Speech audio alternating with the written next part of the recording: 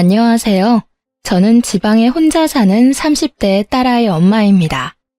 저는 직업상 고객의 이야기를 많이 듣는 편인데, 그럴 때마다 듣는 이야기가 누군가의 불륜 이야기였어요. 고객들도 와서 수다 떨 때는 가까운 사람에게 하지 못한 이야기를 하곤 하거든요. 그럴 때마다 나와는 다른 세상의 일이라며 남일 듣듯 했는데, 이번에 제가 그런 일을 당하고 보니 정말 모든 사람에게 일어날 법한 흔한 일이구나 싶었어요. 그리고 그 사람들이 그런 이야기를 누군가에게 하고 싶어 하는 마음이 이해되더라고요. 그래서 저도 이번에 제 답답함을 풀기 위해서 사연 글을 통해서나마 제 이혼에 대한 이야기를 조금 꺼내보려 해요. 저에게는 남편이 있었어요. 크게 잘생기지도 않고 엄청 능력이 있지도 않은 평범한 남자였는데 활발하고 가벼운 성격이 장점인 사람이었죠. 제가 생각이 많고 좀 진중한 성격이었다 보니 남편의 그런 성격이 기분 전환에 도움이 많이 됐었거든요. 제가 끙끙거리며 고민으로 앓고 있을 때도 남편은 가볍게 저의 고민을 해소해주곤 했으니까요. 그런 면에서 저는 남편을 무척이나 고마운 사람이라고 생각했어요. 성격이 다르면 고생한다고들 하지만 저희는 오히려 그런 면이 서로의 모난 부분을 맞춰줬다고 생각해요. 남편이 너무 가볍게 몰아갈 것 같으면 제가 나서서 조금 무겁게 만들어주기도 했으니 시댁에서도 처음에는 저를 인정하는 듯 했어요. 3대 독자 아들이 안사람을 들이고 이제야 철이 든다고요. 그렇게 잘 지내왔다고 생각했는데 남편은 그렇지 않았던 것 같더라고요. 사귈 때는 여자 문제 같은 거 일으킨 적도 없었고 딱히 다른 여자에게 흥미를 많이 두는 것 같지도 않아서 다행으로 생각했죠. 그런데 어쩌다 그런 일이 일어났는지 지금도 의아할 따름이에요. 만약 사귀는 도중에 그런 낌새를 눈치챘다면 분명히 남편과 결혼하지 않았을지도 모르죠. 하지만 그때는 그런 사람이 아닐 거라는 확신했었거든요. 저도 당시에 콩깍지가 씌어 있었던 건지도 모르겠네요. 제가 남편의 외도 사실을 눈치챈 건 육아로 휴직 후 힘든 나날을 보내던 때였어요. 아이 100일을 치르고 드디어 애가 통잠을 자기 시작하던 시점이었는데 남편과 통화를 하다가 핸드폰 너머로 한 여자의 목소리를 들었어요. 분명 남편이 회사에서 일을 하는 시간이었는데 여성이 남편을 오빠라고 부르더라고요. 저는 침착하게 남편에게 물었죠. 방금 핸드폰에 들린 여자 목소리도 직장 동료야? 직장 후배. 당신도 알 거야. 저번에 당신 태워갈 때 같이 차 타고 갔던 그 후배. 그제야 기억났어요. 작고 왜소한 어려 보이는 동안의 여후배.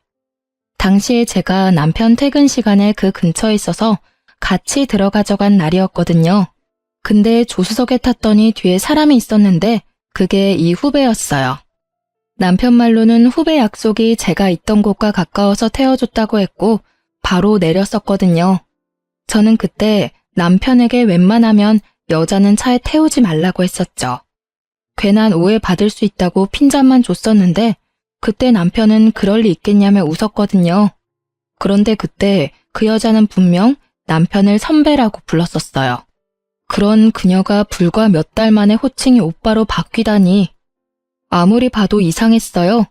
하지만 제가 너무 깊이 생각하는 것일 수도 있었고 친해지면 그럴 수도 있겠거니 했어요. 그런데 그 뒤부터 제 오감이 그 여자를 의심하게 되더라고요. 그게 제 탓만은 아닌 게 그 여자가 남편과의 접점이 너무 많았거든요. 저는 저도 모르게 남편의 뒤를 캐고 있었어요. 차를 타고 가는 길에 그 후배에게 전화가 오면 남편이 전화를 받지 않더라고요. 그렇다고 우리가 대화를 많이 하는 것도 아니었는데 그냥 업무상 전화면 받고 끊으면 되잖아요. 그런데 안 받더라고요. 제가 받으라고 하면 억지로 전화 받으면서 한마디 꼭 했어요. 가족이랑 같이 있으니까 용건만 간단히 해. 그렇게 말하면 그 여자는 이렇게 대답해요. 그럼 좀 이따 다시 전화할게요, 선배. 분명히 제가 없는 곳에서는 오빠라고 부르면서 가족과 함께 있다는 전화에는 선배라고 구별해서 부르더군요. 점점 더 제 감이 맞았다는 생각에 심장이 벌렁거리더라고요. 아닐 거라는 생각을 해봤지만 결국 확신이 든 계기가 생겼어요. 하루는 아침에 남편이 차키를 두고 내려갔더라고요. 저도 아침에 가까운 빵집에 들릴 예정이라 차키를 들고 내려갔어요. 그렇게 주차장 쪽으로 가까이 향하는데 남편이 통화를 하며 걸어가는 뒤통수가 보이더라고요. 말을 걸려다가 흠칫 놀라 목소리를 삼켰어요. 그래, 그럼 이따가 봐. 조심해서 오고. 오늘 날씨 추우니까 따뜻하게 입고 와요. 부드럽고 애교 있는 목소리. 남편은 저와 연애할 때처럼 부드러운 목소리를 내고 있었어요. 누구에게 전화를 거는 걸까? 궁금한 마음이 들었지만 참았어요.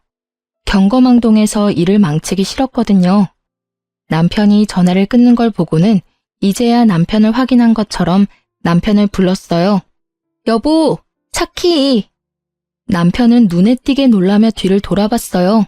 딱 봐도 심하게 놀란 모습에 저는 강한 확신이 들었어요. 여보, 내가 차키를 놔두고 왔어? 잊어버리고 다니지 말고 잘 다녀와. 일찍 와. 애가 아빠 몫을 잊어버리겠다. 저는 최선을 다한 평정심으로 남편을 보내줬어요. 하지만 그날 내내 꼬리를 무는 의심으로 너무 힘들었어요. 저녁 때쯤에는 두통으로 머리가 너무 안 좋았죠. 아침에 그 일이 있어서 그런지 그날 남편은 일찍 돌아왔더라고요. 남편을 샤워 먼저 하도록 한 뒤에 저는 남편이 탁자에 둔 전화기를 확인했어요. 남편은 평소에도 잠금을 걸어두지 않거든요. 안을 살펴보니 깨끗하더라고요. 사진도 없고 카톡 내용도 없고 문자도 없었어요. 그 여자와 전화하는 적도 없었죠. 하지만 저는 확신했어요. 남편이 그 여자와 바람을 피고 있다는 사실을요. 흔적이 없었는데 어떻게 알았냐고요?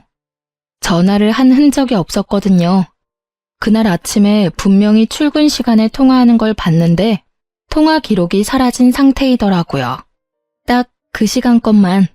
있어야 할 통화 내역이 없다면 그건 남편이 지운 거겠죠. 남편이 나오자마자 저는 남편에게 말했어요.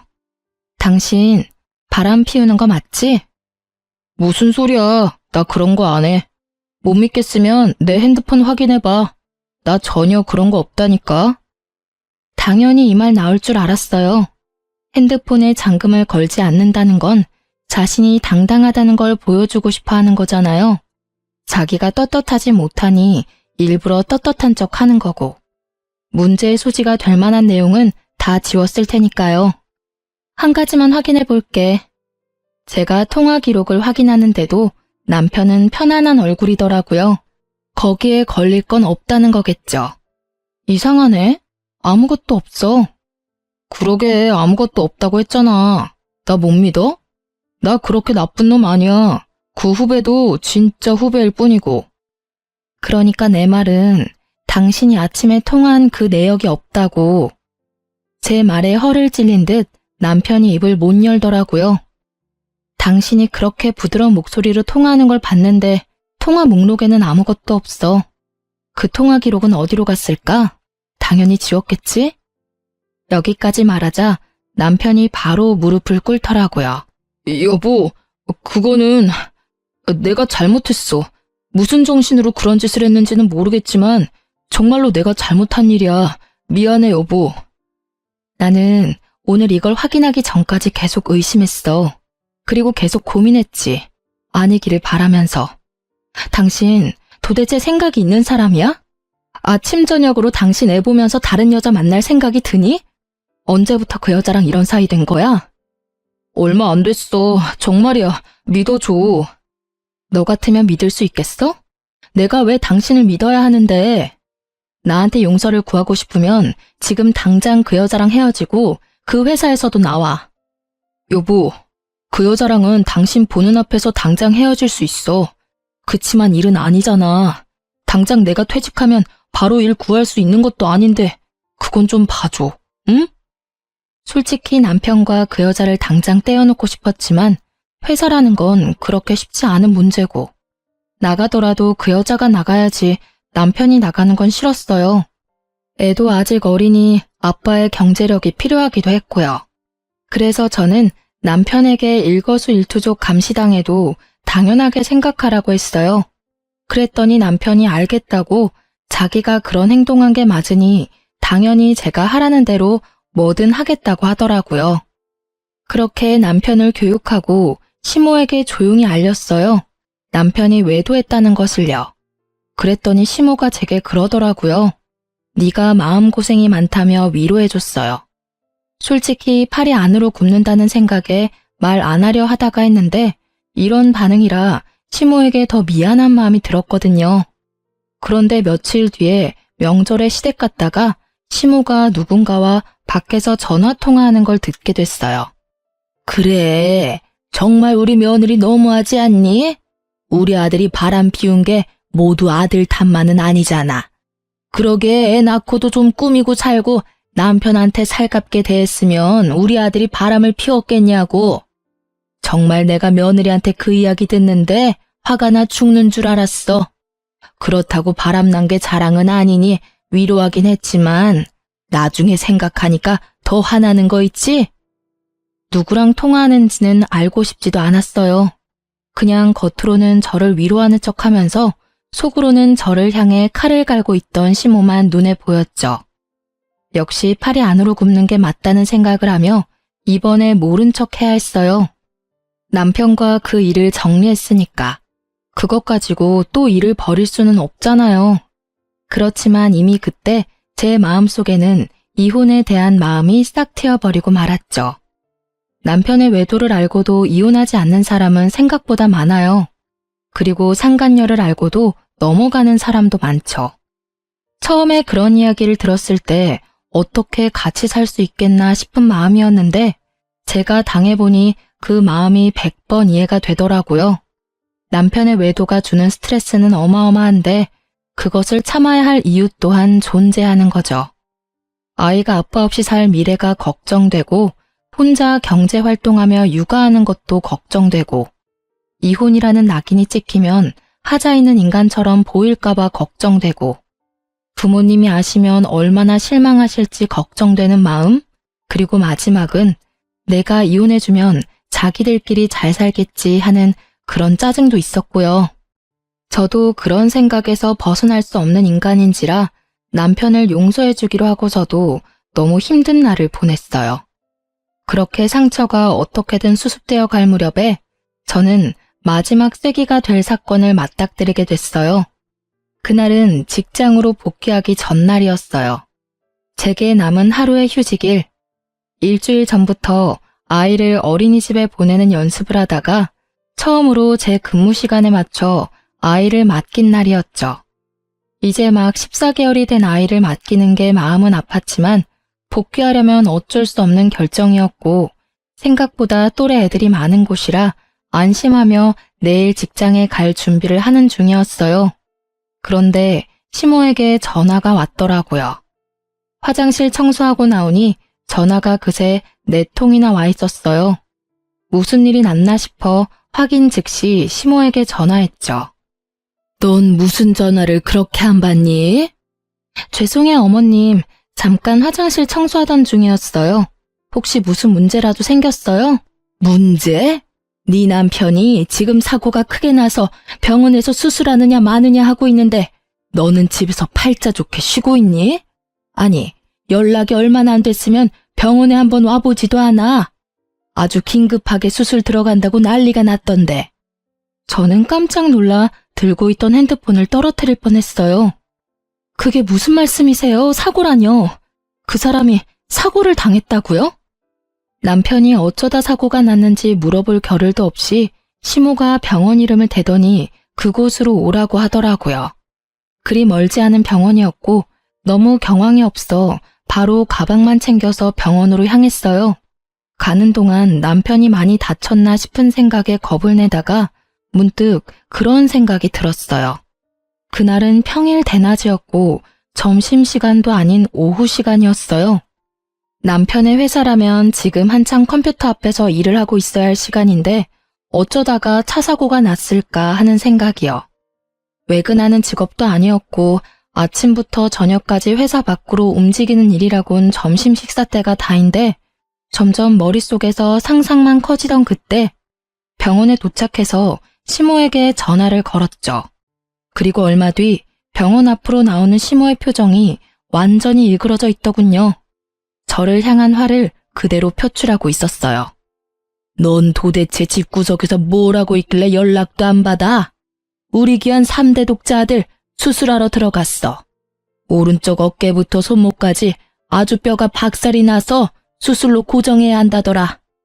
너 대신 수술 동의서에 내가 사인까지 다 했어. 이런 일은 네가 해야 하는 일 아니니? 아들 아파서 가슴 철렁 내려하는 것도 무서워 죽겠는데 내가 수술 동의서까지 사인을 해야 하냐고.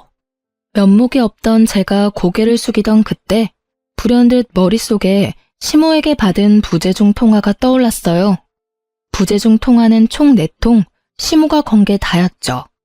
그런데 수술 동의서를 써야 한다면 당연히 아내인 저한테 연락을 했어야 하지 않나요?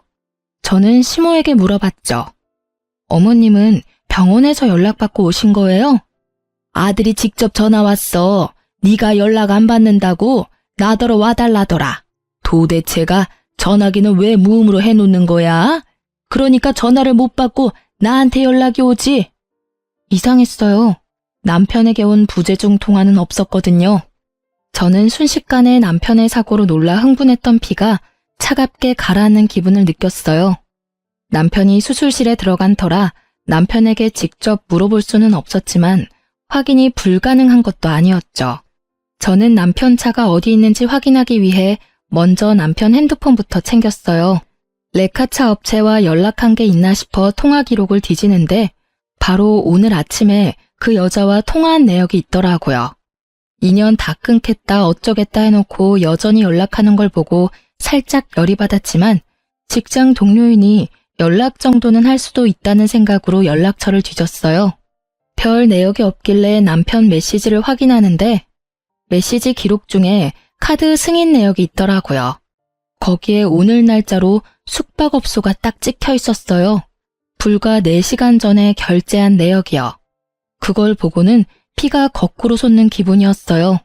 아마 집에 들어오기 전에 이런 문자나 통화 기록을 일부러 지웠겠죠. 이번에는 지울 시간조차 없이 사고를 당해 들어가게 됐으니 지울 틈도 없었을 테고요. 화가 난 저는 최대한 냉정해지려 애썼어요. 그 메시지를 캡처하고 저는 남편 차가 어디 있는지 확인했어요. 남편 차가 어느 정비소에 있는지 확인한 저는 바로 그쪽으로 달려가 남편 블랙박스부터 확인하자고 했어요. 다행히도 블랙박스는 고장나지 않았고 열심히 제 할 일을 하고 있더군요. 저는 카드를 빼서 집으로 갔어요.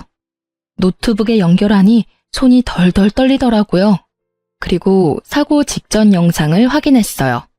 남편이 어딘가에서 나오는 중이었는데 거기가 모텔이더라고요.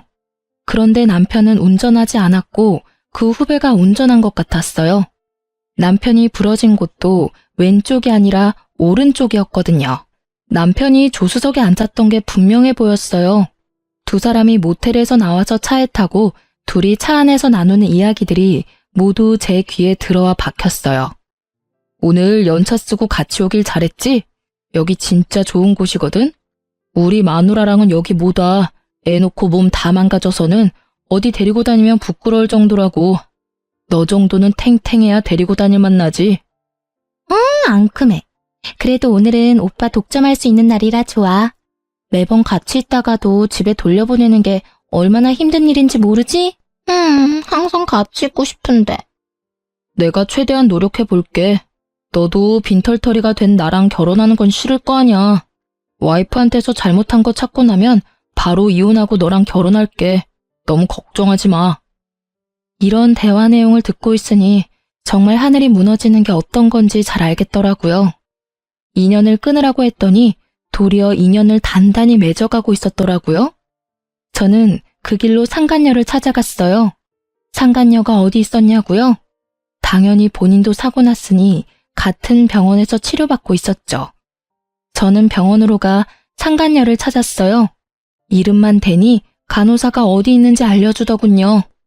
남편은 큰 수술을 하는 데에 비해 그녀는 그렇게 크게 다치지는 않았더라고요. 저는 그 여자 앞으로 가서 말했어요. 나 알죠? 선배는 수술하러 들어가셨는데요. 두 사람이 왜 같은 차에 타고 있었어요? 우연히 얻어 탄 거예요. 의부증 걸린 여자처럼 선배한테 집착하는 건 아는데 엄한 사람한테 이러시면 곤란하죠. 저는 선배랑 아무 사이 아니에요. 당신 덕분에 회사에서도 대화도 잘 못하고 있고요. 두 사람 사귀는 사이 아니에요? 평일 오후에 연차 쓴 두 사람이 같은 차 안에 있다가 사고가 났는데 그게 다 우연이라고요? 애초에 연차를 쓰고 왜 둘이서 따로 만나요? 그렇고 그런 사이니까 만났겠지. 네, 그렇고 그런 사이 맞아요. 선배가 마누라 싫다고 짜증난다고 얼마나 투정을 부리던지. 그래서 위로해주다가 눈 맞았어요. 됐어요? 당당하기가 정말 하늘을 찌를 정도였어요. 뭐가 그렇게 잘났는지 불륜을 실토하면서도 아주 당당한 자세와 자신감 넘치는 표정을 보니 마치 피해자와 가해자가 뒤바뀐 것 같은 기분이 들더군요. 아내라고는 하지만 당신이 패배자인 건 알죠? 남편이 다른 여자 만나는 순간 여자로서 저한테 진 거예요. 당신이 얼마나 매력이 없었는지 이제 아시겠어요? 제가 매력이 없는 건 맞는데 그래도 저와 남편은 법적으로 유효한 사이고 그쪽은 남편과 부정을 저지른 사이라는 건 잘 알죠? 이런 대화들도 다 증거고 이후에 상간녀 소송할 때 다 쓰일 거예요. 당당해서 좋네요. 증거 수집이 아주 편해서요. 제 말을 듣고 나니 상간녀 얼굴이 하얗게 질리더라고요. 저는 당신도 남편도 용서할 생각 없어요. 그렇지만 그냥 헤어지면 둘이서 행복하게 살 거잖아요. 그러니 제가 가져올 수 있는 건 다 가져와야죠. 안 그래요? 매력은 있고 머리는 텅 빈 상간녀 씨? 제 말에 열받았는지 명예훼손인의 먼에 고소한다고 지랄 발광하는 상간녀를 두고 저는 시모에게 향했어요. 시모는 남편 수술이 끝나기를 기다리고 있더군요. 저를 보자마자 시모의 막말이 또 시작됐어요. 수술 동의서 내가 쓰도록 한 건 네가 잘못한 거야. 어떻게 엄마에게 아들 수술 동의서를 쓰도록 만들어? 죄송하지만 그 사람 저한테 연락한 적 없어요. 사고 나고 연락한 거 어머님이 처음이자 마지막이더라고요. 네가 와이프인데 왜 나한테 전화를 해? 네가 잘못 본 거 아니니? 아니요, 잘못 본 거 아니고 남편이 어머님한테만 전화했더라고요. 그 사람 저 몰래 연차 쓰고 여자랑 놀러와서 모텔에서 나오다가 사고 났거든요. 뭐? 너 지금 우리 아들 없다고 말 막 지어서 하는 거니? 시모가 깜짝 놀라서 저한테 반문하더라고요. 저는 시모에게 영상을 보여줬어요. 영상 보세요. 확실하죠? 오늘 쉰다고 저한테 이야기도 없었어요. 이러니 저한테 연락 못했겠죠. 불륜을 저지르다가 사고 났는데 어떻게 와이프한테 전화하겠어요? 어떻게든 안 들키려고 어머님께 전화한 거겠죠. 제 말에 시모는 한동안 말을 잊지 못하는 듯 하더니 갑작스레 화를 내더라고요. 네가 우리 아들을 얼마나 쪼았으면 애가 바람을 피우겠니? 저번에도 내가 말은 안 했지만 네가 잘했으면 애가 바람 같은 거 피웠겠어? 그리고 바람 피웠다고 애 기도 못 펴게 하니 몰래 스트레스 풀려다가 이런 사고 난 거잖아. 하나부터 열까지 다 네가 잘못했는데 뭘 잘했다고 나한테 또박또박 말대꾸야? 적반하장도 유분수지. 이 말을 하고 싶은 걸 꾹 참았어요. 못 배우고 예의 없는 사람이라도 어른은 어른이니까요.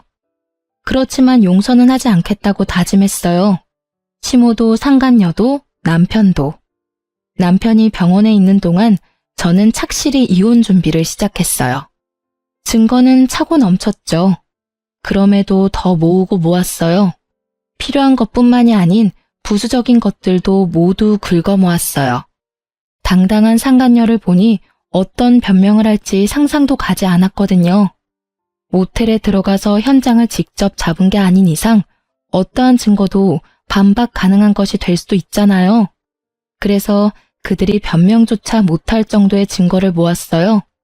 그리고 남편이 치료받는 동안 제 짐을 모두 싸고 아이와 함께 친정으로 건너왔죠. 아이도 절대로 빼앗길 생각이 없었거든요. 그렇게 남편의 퇴원일이 가까워질 때 저는 이혼을 통보하고 서류를 보냈어요. 이혼이 소송으로 진행되고 있을 때 남편의 퇴원일이 되었어요. 그런데 남편에게서 연락이 왔어요. 저기, 여보, 혹시 지금 내가 있는 병원 와서 치료비 좀 내주지 않을래? 치료비? 그런 건 카드로 대충 내고 나중에 실비 청구하면 되잖아. 이혼 소송 중인 와이프한테 연락해서 할 말은 아닌 것 같은데 어이가 없어서 그런지 말이 곱게 나가질 않더라고요. 어쩔 수 없었죠. 제 이혼의 결정적인 원인이 된 남자니까요. 그게 실비보험 청구가 안 돼서 그래. 당신이 아니면 도와달라고 할 데가 없어서 그래. 우리가 이혼 소송 중이긴 하지만 아직 부부잖아. 당연히 내가 곤란할 때 당신이 도와줘야지. 실비 청구가 왜 안 돼? 당신이 들어놓은 실비면 충분할 텐데. 사실은 실비보험 얼마 전에 해약했어. 뭐? 실비보험을 해약했다고?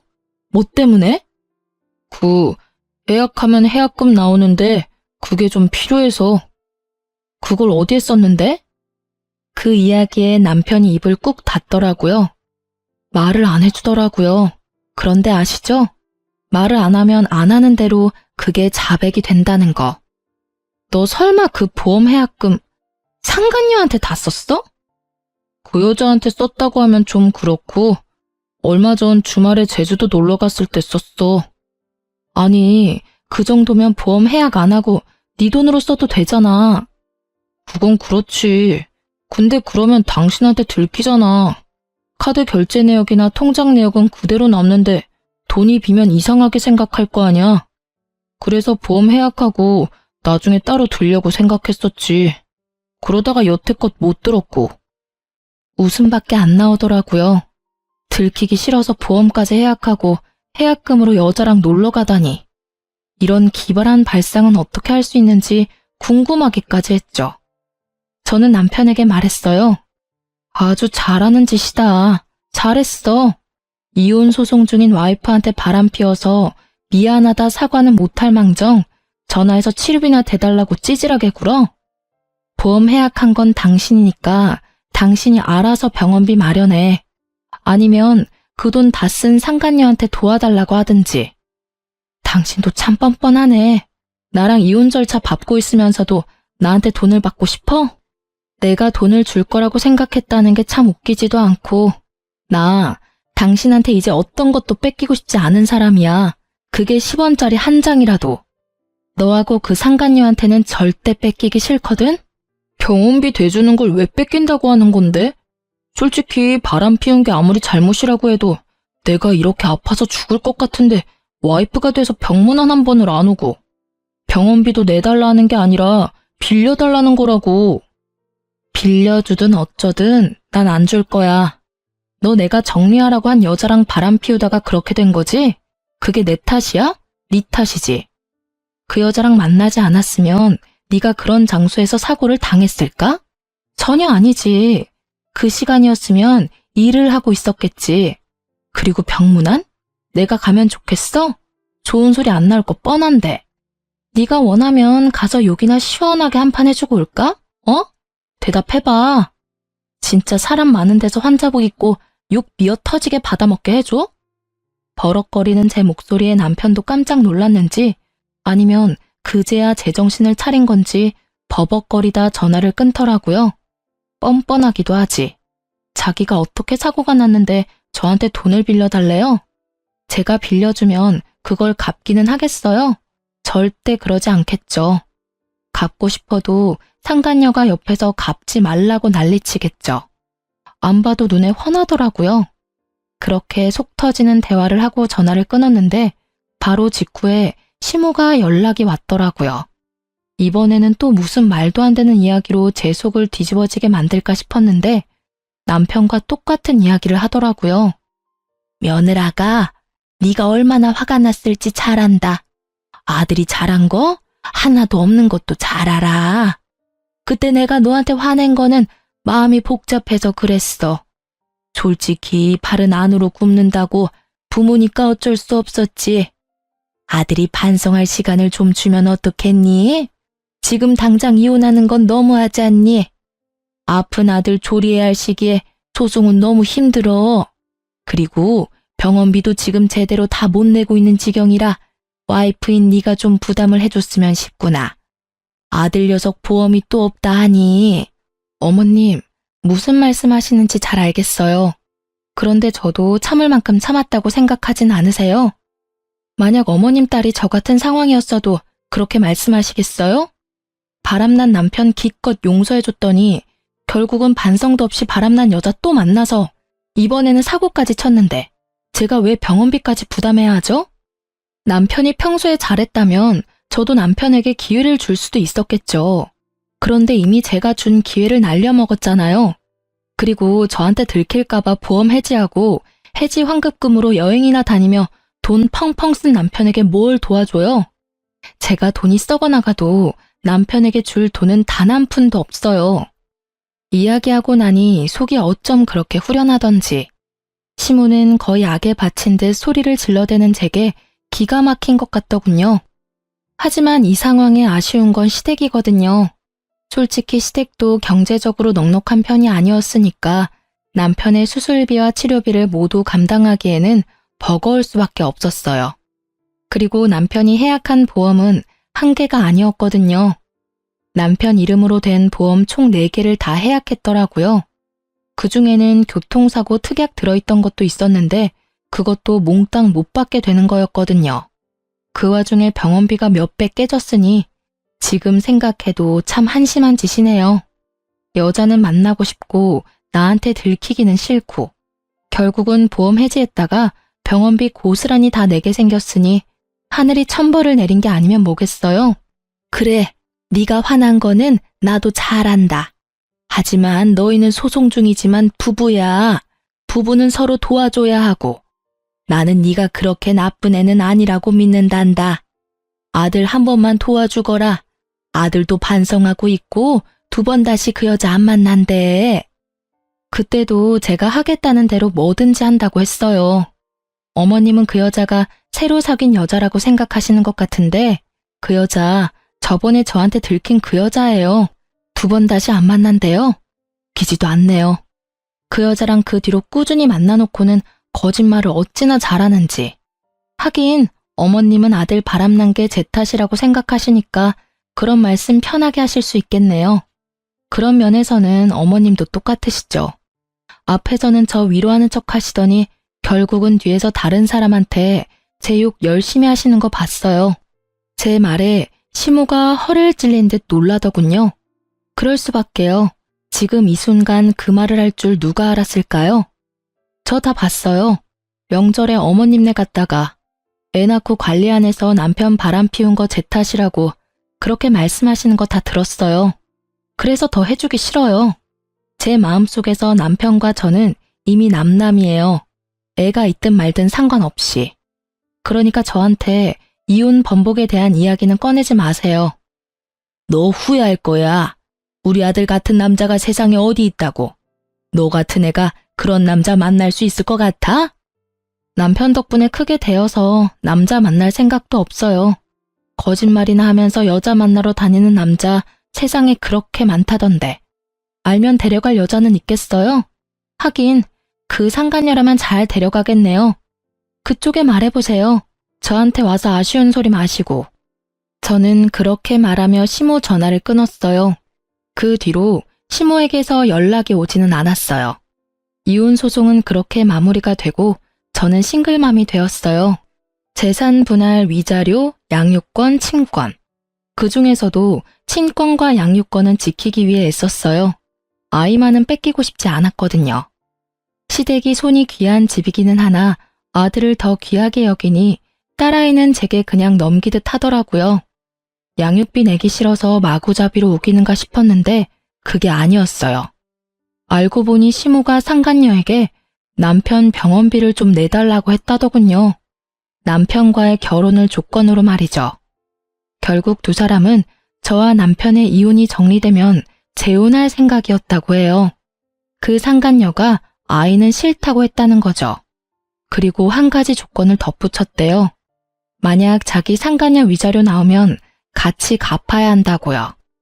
나중에 그 이야기를 전해 들었어요. 저야 뭐 이미 이혼까지 다 된 마당에 신경 쓸 일은 없었지만 그래도 두 사람이 잘 사는 건 너무 싫잖아요. 둘 사이 일을 여전히 알아보고는 있었죠. 그나저나 참 얍삽하다고 해야 하나? 잔머리가 잘 돌아간다고 해야 하나? 그 여자도 진짜 대단하긴 하더라고요. 전 남편 재혼하고 석 달이 지났나? 제 직장에 남편 회사 동료분이 찾아오셨더라고요. 저는 미용 관련 일하거든요. 예전에 남편이랑 결혼할 때 소개받아서 여태껏 제게 와주시는 단골이세요. 자기, 잘 지냈어? 이야기는 얼추 들었어. 많이 힘들지? 전 괜찮아요. 이혼 후에 이렇게 사정을 잘 아는 사람을 만나면 불편하기 짝이 없더라고요. 그 사람이 싫은 건 아닌데 계속 이혼이 주제가 될 수밖에 없거든요. 모르는 척 해주는 분도 있지만 이분은 그러지 않으셔서. 그런데 그분이 그러더라고요. 그래, 괜찮아야지. 그 나쁜 연놈들도 벌 받고 있는데. 그게 무슨 소리예요? 자기 이야기 못 들었어? 그 두 사람 완전 천벌 받았다고. 회사 내에서도 소문이 다 났어. 그 상간녀랑 자기 전 남편 둘이 같이 연차 쓰고 놀러 갔다가 사고 난 거 회사에 들켜서 불륜 여행 갔다가 그렇게 된 거라고 소문 크게 났었거든. 그런데 곧바로 두 사람 재혼한다니 사람들이 더 놀랐지. 저렇게 빨리 정리가 되냐고 말이지. 아, 회사에 다 들킨 거였나요? 저야말로 놀랐네요. 그 전에도 티가 많이 나던데. 둘이 친하다 정도로만 알고 있었지 그런 사이인 거 누가 알았겠어? 알았다면 내가 자기한테 제일 먼저 귀띔해줬을걸? 그 이야기에 저는 웃었어요. 하긴 이런 스파이 같은 손님이 있으니 남편도 회사에서 조심하긴 했겠죠. 근데 그 소문나고 회사에서 두 사람 다 퇴사시켜버렸거든.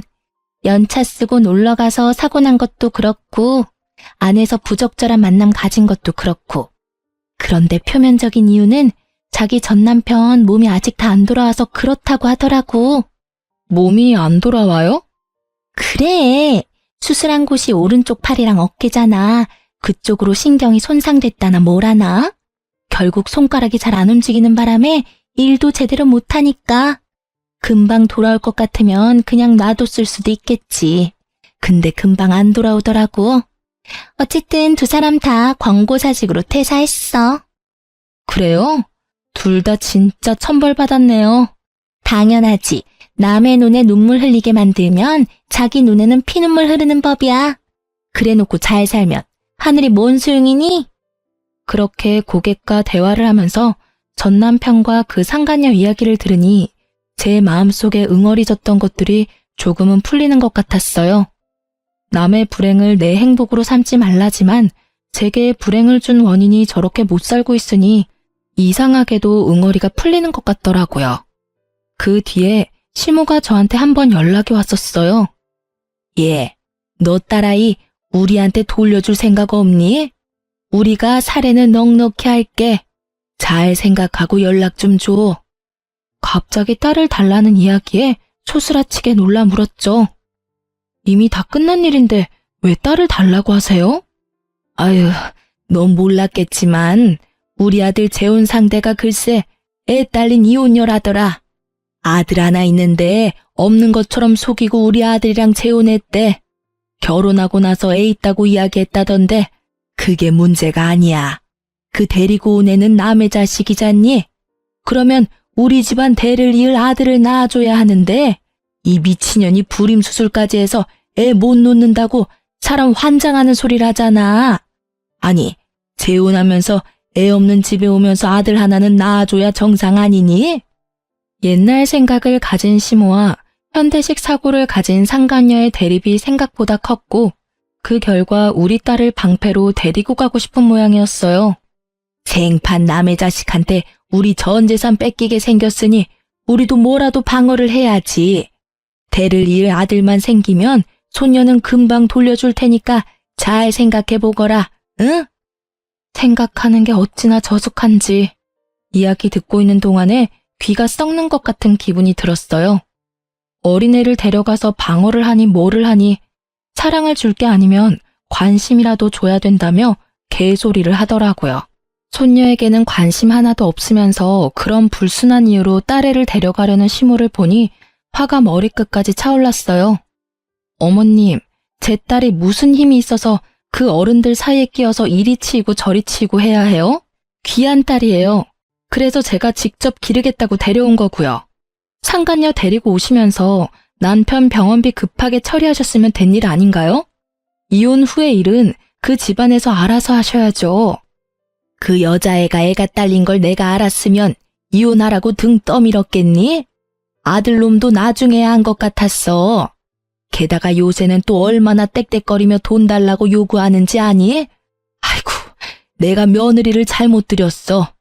아들놈은 손가락이 안 돌아와서 취직도 못하고 있는데 재혼한 새 며느리는 아주 시댁을 돈줄로 알고 안 해주려니 아들이 불쌍하고 해주려니 며느리가 밉고.